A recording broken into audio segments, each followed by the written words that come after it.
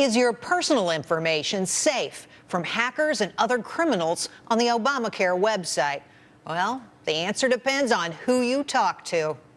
The protections that we have put in place have successfully prevented attacks. Healthcare.gov is not secure today. And nothing's really changed since the November 19th testimony. In fact, from our November 19th testimony, it's even worse. That was the varying opinions of one government official on the one hand and one so-called white hat hacker at hearings today on the Hill, saying totally different things. So who is right? We brought in our own experts tonight with more on this. Mark Mayfrey, the Chief Technology Officer of Beyond Trust, and Kevin Johnson, the CEO of Secure Ideas. Kevin, I'll start with you. You were involved with analyzing the Obamacare website and the report that came out today. Who's right on this score? Is it safe or is it not safe? Well, first, let me say thank you for having me on. It's a very simple answer. We're not safe. The site has significant flaws in security that will allow you to steal data and attack the users of it. All right. Well, Mark, to you, you are one of those white hat hackers. You're one of those folks who go in and try to break things to see if you can so that the people putting out the website can fix it. How safe do you think this website is for consumers?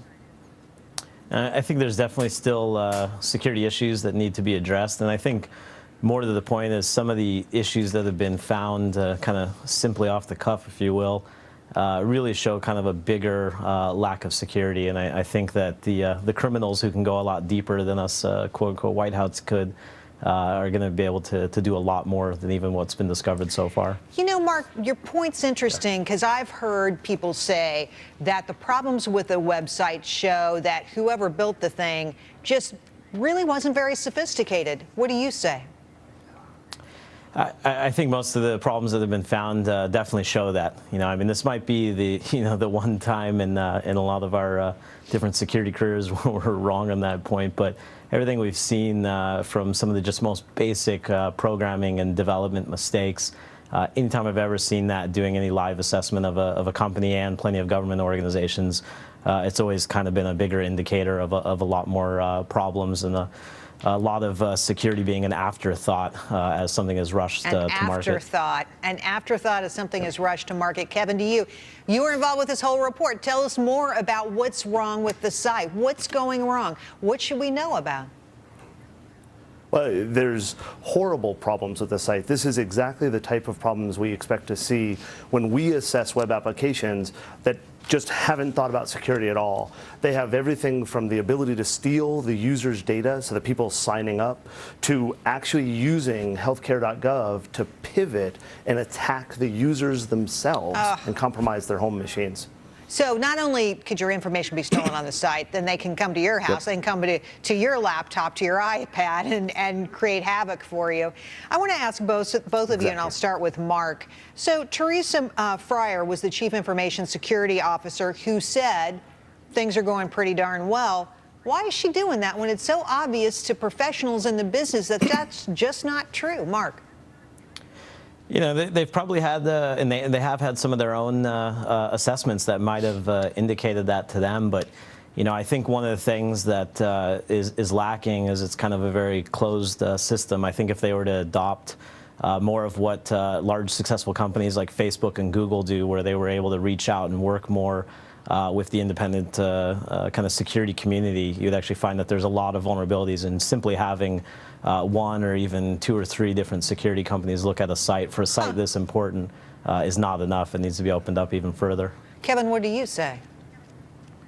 I think he's absolutely correct. The idea is that we're going to say it's fine based on what they're looking at, but having somebody else do a comprehensive test is critical, and I really like the idea of even opening it up to a bug bounty program, similar to how Kate Masouras did at Microsoft. Wait, a bug bounty program? What is that?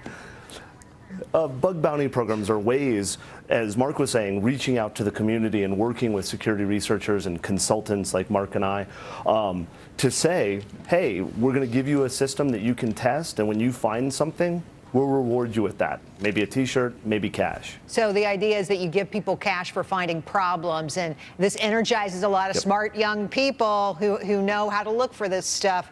Mark, to you, I feel like people are trying to steal my identity everywhere I turn. And not only is it a problem for federal government websites, but, you know, look, Target is having a major breach, big problems. I feel like I'm under assault on all fronts.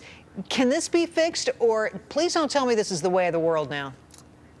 I don't think it's the way of the world. I think things get better. I think sadly, though, like so many aspects of our life, things get better through a lot of pain typically instead of being proactive. But you know, definitely, you know, the healthcare website is certainly a trophy, not just because of the data that it holds, but just for what it kind of actually means. So. It's a large target, and it has you know, vulnerabilities as many other important sites. It's by no means alone, but at the same time, that's not an excuse for having any sort of lax security. Mark and Kevin, thanks for coming on. I wish the news were better. Appreciate your help, though, and illuminating this very complex topic. Thank you. Thank you so much. Thank you.